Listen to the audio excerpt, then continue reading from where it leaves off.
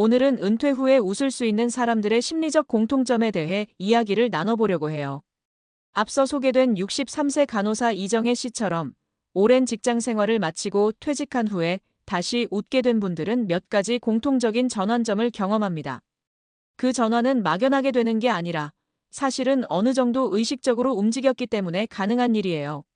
자, 그럼 그분들은 어떤 선택을 통해 다시 인생의 엔진을 켰을까요? 지금부터 은퇴 후 삶이 막막할 때 필요한 5가지 심리적 전환에 대해 쉽게 구어체로 설명드릴게요. 1. 나는 이제 쓸모없어라는 생각을 버리는 것부터 시작이에요. 가장 흔하게 듣는 말 중 하나가 이거예요. 내가 더는 사회에서 필요 없는 사람이 된 것 같아요. 나이 들었다고 아무도 날 찾지 않네요. 이 생각 진짜 무서워요. 왜냐면 우리 마음을 갉아먹거든요. 근데 정말 그럴까요? 사실은 그렇지 않아요. 간호사 이정혜 씨 사례를 떠올려 보세요. 간호사라는 직함은 없어졌지만 사람을 돌보는 능력은 여전히 있었고 그걸 필요로 하는 곳은 분명히 있었어요. 쓸모는 사라지는 게 아니라 다시 발견되어야 하는 거예요. 그러니까 첫 번째로 꼭 말씀드리고 싶은 건 내가 가진 것 중 지금도 남들에게 도움이 될 만한 게 뭘까를 찾아보는 겁니다. 정답을 몰라도 괜찮아요. 그런 생각을 해보기만 해도 이미 마음이 조금씩 움직이기 시작해요. 2. 하고 싶었던 일을 진지하게 꺼내보는 시간 꼭 필요해요. 두 번째 전환은요. 바로 내 마음 안에 오래 묵혀뒀던 소망을 꺼내보는 일이에요. 나는 해보고 싶었는데 평생 바빠서 못했지. 이런 말, 은퇴하신 분들하고 대화하다 보면 정말 많이 들어요. 그림, 글쓰기, 여행, 악기, 사진, 뜨개질, 요리. 그동안 일 때문에, 자식 때문에, 돈 때문에 밀어놨던 것들 많잖아요. 그걸 이제 한번 꺼내보자는 거예요. 김영자 씨 사례를 보세요. 그림을 통해 삶의 즐거움을 찾았고 자신만의 리듬을 만들었어요. 그림을 못 그려도 괜찮아요. 중요한 건 결과물이 아니라 몰입할 수 있는 경험이에요. 뭔가에 푹 빠져서 시간 가는 줄 모르고 지내보는 거, 그게 진짜 인생의 맛이거든요. 3. 돈보다 중요한 건 내 일상의 균형감이에요. 은퇴하면 수입이 없어지잖아요. 그게 제일 걱정이에요. 이건 정말 당연한 고민이죠.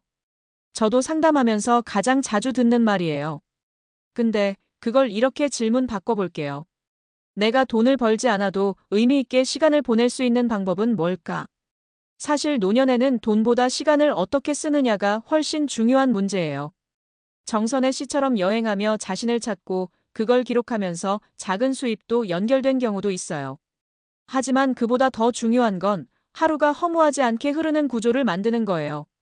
아침에 일어나서 할 일이 있고 오후에 잠깐 사람 만나고 저녁에 내가 좋아하는 걸 하면서 하루를 마무리하는 것.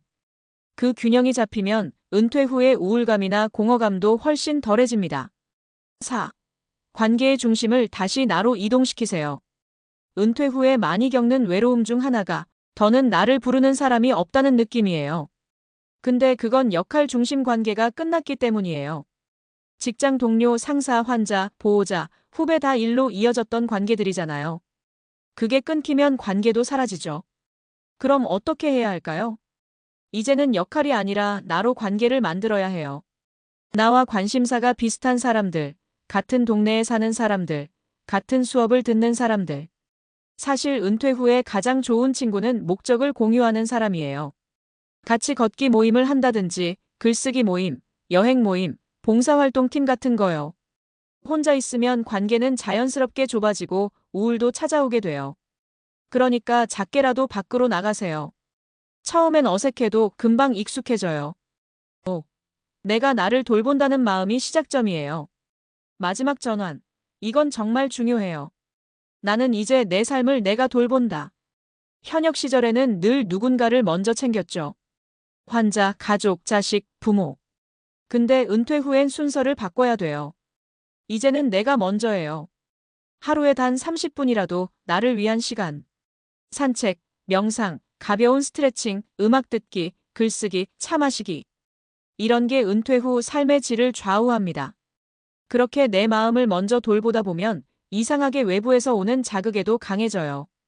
외로움도 덜하고 상처도 덜 받고요. 정리하며 은퇴는 끝이 아니라 자기 자신으로 돌아오는 시간입니다. 우리가 은퇴를 두려워하는 건 사실 잃어버리는 것 때문이에요. 직책, 수입, 역할, 사회적 지위. 그런데 그걸 잃는 대신 잊고 있던 나를 되찾는 기회로 삼는다면 어떨까요? 지금까지 이야기한 것처럼요. 내가 가진 경험을 다시 꺼내보고, 하고 싶었던 일을 시도해보고, 돈보다 하루의 균형을 챙기고, 진짜 관계를 새로 만들고, 나 자신을 중심에 놓는 삶.